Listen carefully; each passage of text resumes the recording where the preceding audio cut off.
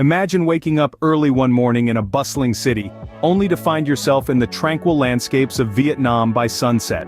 That's exactly what happened on this unexpected journey. An unplanned trip, a spontaneous decision, a sudden spark of wanderlust. The thrill of it all was intoxicating. The city's skyscrapers and traffic jams, the constant rhythm of life, gave way to lush green rice paddies, the sapphire blue of Halong Bay, and the serenity of Vietnam's countryside.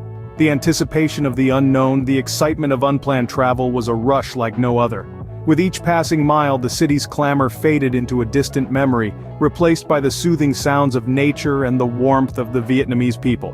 The contrast was stark, yet beautifully harmonious. As the sun set, I found myself in a place so different, yet so welcoming. The adventure had just begun. Waking up to the sounds of a bustling local market, I knew it was time to dive into the heart of Vietnam. The air was thick with scents and sounds that were new yet inviting. The vibrancy of the local market was a symphony of colors, ripe fruits of all shapes and sizes, an array of spices that painted the air with their aroma, and the lively chatter of locals haggling over the day's fresh catch. It was a feast for the senses, a vivid tapestry that was distinctly Vietnamese. Every meal was a daring adventure, from the slippery rice noodles of pho, dancing in a broth that had been simmered to perfection, to the crunchy bite of banh mi, a baguette sandwich that was a delightful fusion of French and Vietnamese cuisine. Each bite was a journey in itself, a delicious exploration of flavors that were unfamiliar, yet intriguing. Interacting with the locals was perhaps the most enriching part of my journey. Their warmth and hospitality were infectious, their smiles radiating a genuine joy that was refreshingly authentic.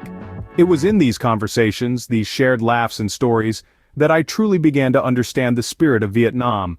Immersing myself in the culture, I found myself entranced by the rhythmic grace of traditional dances, the serene beauty of ancient temples, and the rich tapestry of history that was woven into every street corner.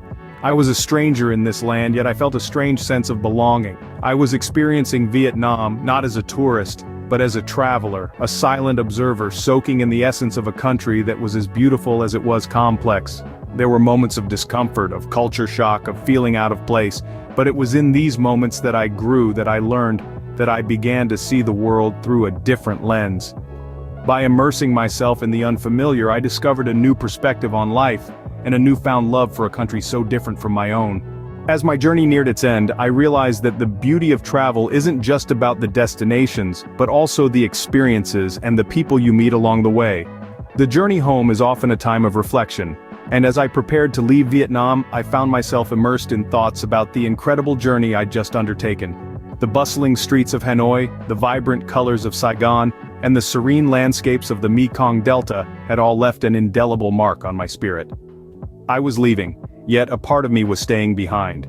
Traveling isn't just about ticking off a checklist of landmarks, it's about immersing yourself into the heart of a culture, understanding its people, and allowing yourself to be changed by the experience.